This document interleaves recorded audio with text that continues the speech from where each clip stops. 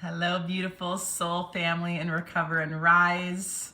Happy Wednesday. Very excited to be back here with you for another weekly live. And today, Julie and I are going to be coming on and talking a little bit about how the distraction patterns that we hold really impact our ability to be living our full, ultimate divine legacy. So, if you are excited to learn a little bit more about what exactly distraction patterns are and how they're impacting you and what you can see happening in your life when you have greater awareness around them and also have the tools to be able to understand exactly what they are trying to bring into your awareness so that you can create change around it and start living into your legacy more. So if you are here live, say hello. Hi, Justin. I see you on here. Hello. If you are here in the comments, say hello so we know you're here. Put live in the comments. If you're catching the replay, put replay. If you're catching this on the podcast or YouTube, hello and welcome. And we would love to have you inside the community when we are doing these videos live so you can engage with us here in the community and ask any questions. So if you want to join us, you can join the link below and join into the group. So we are going to jump right into this today about the distraction patterns and what exactly they are and how they impact the legacy that we can see ourselves living here in this present moment. Hi, Julia. Hello, everyone. How are you? Awesome. So amazing. So the distraction patterns. Who here knows what the heck distraction patterns are? When Julia and I talk about distraction patterns, are you aware of what your distraction patterns are or what even distraction patterns are? Because I know when I first got into this work, I was like, I don't even know what that means. Basically, my whole life was a distraction. My whole life that I was living was basically a distraction. I remember going through Recover and Rise the very first time when we did the exercise of writing this stuff down. And I was just writing shit down and I'm like, oh dear God. I'm running for myself so hard right now. I'm like, wow, I have a lot of work to do. That's amazing. Oh my goodness. Well, I can hear my story briefly about this, and then maybe Laura, you want to share your story as well, because I think everyone struggles with them. You know, I was at my chiropractor yesterday telling him about the work that I do, and he kind of was like, yeah, I think that for me, food is my distraction, because every time I have a moment to myself, I'm eating, right? And so, you know, looking at myself, back in the day when I was really in like full throes of my addiction, I was binge eating at least 2 or 3 times a day, you know, sometimes to the point of making myself vomit, right? Later, when I found some of those spiritual tools and I started taking an honest inventory of my life, I found that working was also a distraction pattern for me. And the reason that I knew that was because my body was giving me all these signals to slow down. It was like I had back pain. You know, I didn't want to get off my bed in the morning with those depressive thoughts. And still, I was like addicted to work. I needed to get up in the morning and prove something of myself and really just go at it. And the risk of that, I felt for me, was just never having a moment to myself and never really getting to know myself in those really deep ways, and constantly doing for other people, for places and things, and for those accolades, right? And running from this place of I need approval, I need approval, I need approval. And when we do that, it's just like it's only one way of life, right? It's like we miss the orgasmic way of life because we're caught in these cycles. And the more that I talk to people, entrepreneurs, healers, coaches, people who are still tapped into this work, who are in service with each other, we're not immune to those things. You know, sometimes they just transfer over to things like social media, or, you know, maybe it's like watching excessive Netflix or TV, or maybe if we're making good money or we're not making good money, we're still spending the money, right? And we're getting these like momentary highs from certain things. And what we learn in Recover and Rise is that these distraction patterns, actually what's underneath them are our core needs. For example, I know a lot of people who scroll on social media, what they're receiving is that sense of love or connection from the phone. And that's often can happen when we're feeling really lonely, when we haven't had that face to face or that body to body community interaction during the day. So, you know, so much can come out of these sessions. So much can come from really taking good inventory of our lives and really discovering our core needs and what our bodies are saying to us. I wrote an email yesterday about our authentic voice. At the end of the day, Laura and I can talk here for hours and hours and hours, right? But the most important thing that I hope everyone is taking away is that we are in a time where our body's voice could not be more important. Your own authentic voice could not be more important. Your own antennas as to what is right for you, I can't tell you that. No one else can tell you that. And so learning how to access the body's voice, learning how to tap into your own voice, your soul's voice, your intuitive voice is more important. We're being told by so many people to go in this direction, go in this direction. Social media, this, TV, this, the pandemic, this. So much is happening around us.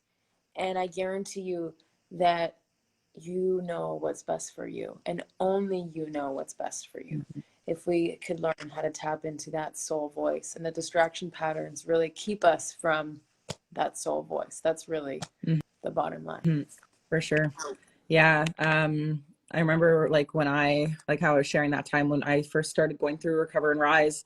And I had so many. I would like go to weed and I would smoke weed to just numb, or I would meditate sometimes for hours.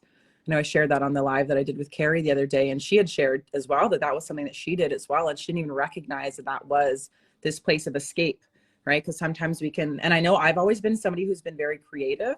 So I would almost like live a lot more in my fantasy mind and create scenarios and all of these amazing things, which would bring the good feels into my body. But it was like I was living in a fantasy land because I wasn't actually able to create what was happening in my mind in real life. And it's interesting because with that, it was all because I was lacking the actual confidence in my human self, we say, to be able to actually take the actions required to create the big vision that I had in my mind when it came to the loving relationships I knew were possible, or my business dreams, my business goals, my creative passions, like all of these things. It was all because I didn't understand the actual needs that I had within. And it's interesting. I love how you mentioned about those core needs. And a lot of the time we'll go out, like when we're say going to social media, it's because we are lacking connection or this loneliness.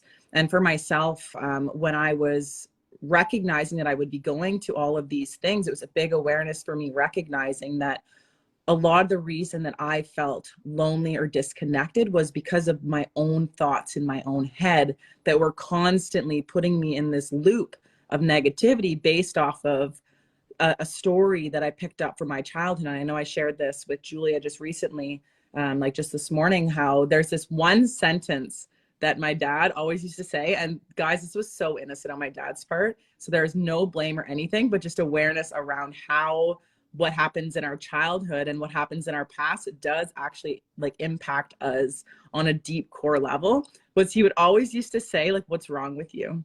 And he would even joke about it. Like, he'd be like, what's wrong with you? You know, and he would joke about it. But to me as a child, I literally took that as fact, right? Because kids don't know the difference of how to actually determine what is real and what is not. They are taking everything to like truth. And then once we start putting meaning to those words, then it's like it installs that into us. And so I had this belief that there was something wrong with me. And with that, it didn't matter what I did. I was looking through life from that lens. So when it came to my relationships, when it came to my career, when it came to all of these things in my outside world, I was always bankrupt within because I was running off of this main operating system of lack and never feeling good enough. And it wasn't until I started understanding this and I was able to actually have the tools to be able to start shifting these beliefs that I am good enough, and still something that I am constantly working on. I can feel when that belief is running in my body, because I can feel it in my body. My body feels a lot heavier than it normally does. And now I have the tools to be able to clear it so that I can get back to that place of being like, no, I do believe in myself, and I see what I'm doing. And I know why I'm doing it. I can do it. But we are not immune to all of these things that are happening within our actual human vessel that is helping us to create what we want to create. And so that was huge for me to be able to understand that, because we can, like, yes, there's lots of stuff in the outside world that is happening that impacts us, but a lot of it is actually the systems that we're running on the internal pieces that we need to shift in order to then tweak and refine what we're doing so that we can create a different outcome, right? So we continue doing the same thing over and over again, expecting a different result. It's the definition of insanity, right? And how many times are we just living in these distraction patterns, jumping from thing to thing? Like for me, I was jumping from the weed to the meditation to people to men to all of these things, without even understanding that it was really all that I needed was to learn how to speak to myself nicer and to be able to shift that internal dialogue that I was having. And then as soon as that started happening, it was like the cup was then filled. And then I could then go back into those exact same things. Like some of the things I shifted. I don't smoke weed anymore. And there's certain things I shifted. I still meditate, but I do it in a way that is aligned. I still have relationships with men, right? But it's a different energy because it's coming from that full cup. And then it's then able to fill out into other things. So it was so crazy to me to be able to understand that shift and how that has impacted me. But it all came down to that very first step of the awareness of what the heck were the distraction patterns, so that I could start digging deeper under those layers to understand like what it was that was happening underneath the surface. And it's different for absolutely everybody. So like Julia said, like we can't tell you what's happening underneath the surface. That's where the whole journey of self-exploration gets to come in, where it gets to be a fun journey of being like, oh, like what is that under the surface? Like, let's find that out, because when you clear it and you pop it and you shift, you're like, whoo, let's freaking go. And it's such like a liberating process. I agree, Laura. Oh my goodness. And Laura said something really cool. I was just trying to tag everyone, but it didn't work. Laura said something really cool to me this morning as well. And I think you said something around belief, because I imagine someone who, you know, was listening to that word of like, what's wrong with you? Imagine having a dream or a vision on your heart that to you sounds a little bit like it could be crazy. You'd probably think that dream or vision was also wrong, right?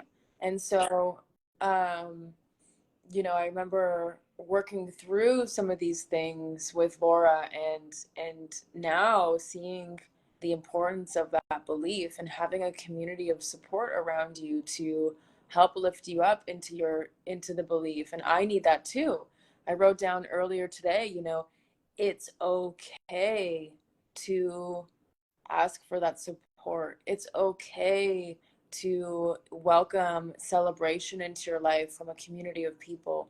It's okay to, you know, ask for help with certain things, and to welcome that community of support, because that community, those people holding your hand, are going to be the ones that help anchor your beliefs so strongly in yourself.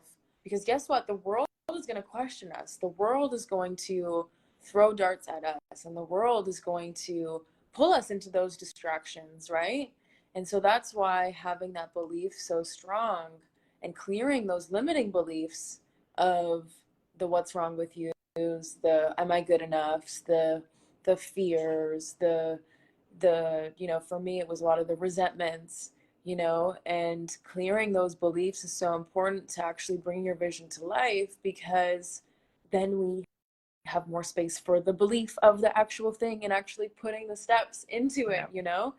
It's hard to explain, but if anyone's following so far, just put a thumbs up in the chat.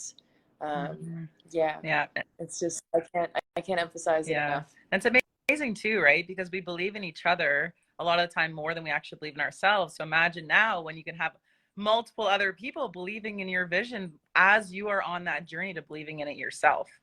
And somebody said that to me. I don't even remember who it was, but they were like, borrow my belief until you believe it yourself, and then you can then go and ripple that out to other people. And it's so powerful because we really can borrow that belief. And I remember sitting back a lot and just watching people And just kind of being one of those people that just sit back in the silence and watch and just like really admire and all things.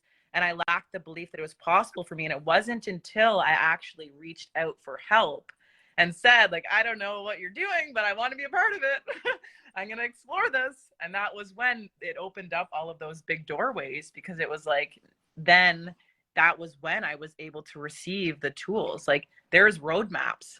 There are proven things that work to help humans really tap into their authentic gifts, into their their unique essence of authenticity that you hold within you, unique to you, right? Like, it's not like some secret. It's different for everybody, but it doesn't matter which culture you go to or which like prophecies and all of these other different texts that go back thousands and thousands and thousands of years that all say that human consciousness, there's maps to it.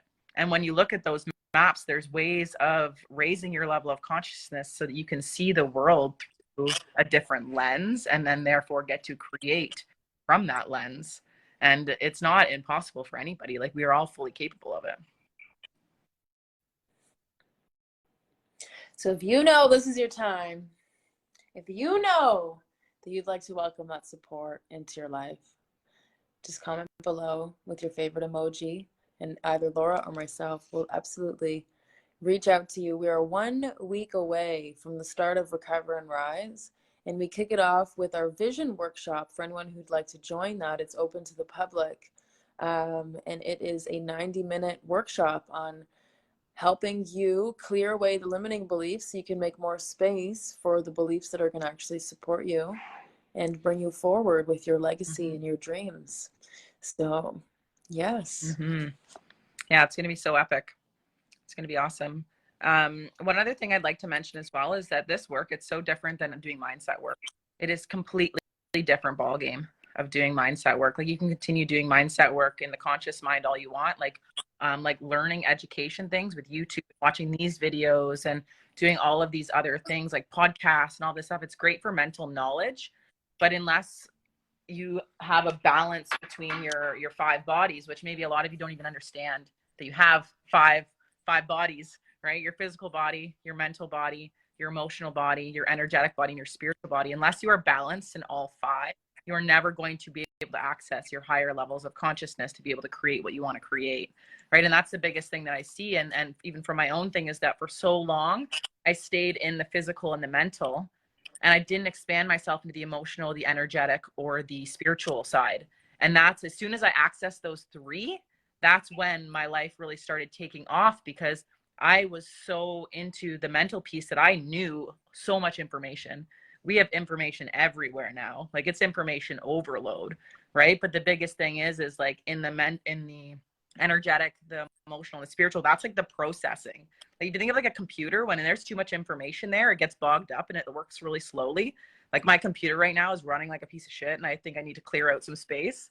That's what happens when we are really only focusing on the physical and the mental space, is that it's like the processing doesn't get to happen. There's stuck, trapped stuff, like Julia shares about, like things getting trapped in the body. And then the processing just gets bogged down. And then we're wondering why we're exhausted. We're wondering why we're not able to achieve what we want to achieve. When really it's just, you have to just unlock those other 3 things. And then once that energy starts flowing, you start processing that stuff, you start opening up and tapping into like the most amazing things. And it's incredible. So that is like the biggest difference between maybe what you've done before versus what this is. And I know Justin just shared with me the other day that he's received more support in the last 6 weeks and more value than he did in therapy his whole time in therapy, right? And that's the difference, is because you're really tapping into the whole realm of what's possible there as a human. It's incredible what happens when you start accessing those pieces. I love hearing this. I've heard that quite a lot as well, because this work is very different. It's the embodiment work. Oh, he commented way more. Yeah. Yes. It's epic. Yes, it's very different than, and I think that, if traditional therapy is honest with themselves, that it only goes so far. It does. It only goes so far. We need deeper forms of healing, deeper forms of looking at our trauma, deeper forms of overcoming those limiting beliefs. And these somatic tools are really what's going to help open up those pathways in the body for greater forms of love and abundance and receiving. So, so excited. If you're excited for the workshop, drop your favorite emoji in the chat. Yes, and we'll put the link down below too Other than to join. Yes, we will post the link down below to join. It's only $50 plus tax. And we'd love to see as many of you there as possible. Bring your vision, bring your intention, bring your workshop. I ran this workshop a couple years ago, I mentioned in one of my posts, and someone had their big business idea in that workshop, and it's been 2 years later, and he created, not only did he create his business, but they've earned over 500,000 in revenue. He told me he was approaching investors in the Middle East to franchise it out east. So those are big things, and anything is possible for you as well. So, you know, post your emoji in the chat. Let us know if you're going to be there. And we love you all. Thank you so much for joining. Thank you, Laura. Grateful. Yay. Okay. Bye. Thanks so much for being on here, Julia. Thanks, Justin, for being live with us. Everybody catching the recording. We love you. Bye, everyone. Love you. Chat soon. Bye.